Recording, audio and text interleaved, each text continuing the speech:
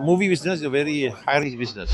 Assalamualaikum semua, saya DJ Hafiz representing Deluxe Entertainment dan juga Vision Singapore. Bersama saya adalah Datuk Yusof Aslam. Datuk, boleh saya menanyakan satu soalan? Ya. Okay, kenapa Datuk berikan peluang kepada new filmmaker seperti Bujo? Dan apa keyakinan Datuk untuk menjadi producer buat filem Malaikat Malam ni? Pertama kali sebab kita nak groom pengarah-pengarah baru. Industri kita perlu ada pengarah-pengarah baru.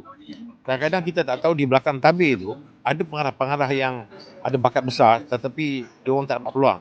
Alhamdulillah saya nampak dia ada potential. Dan meranjakkan first day collection for Tangan Awak. Ya. It's a charge 1 juta.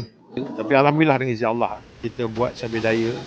Akhirnya rezeki kita Allah tentukan dengan sokongan penonton.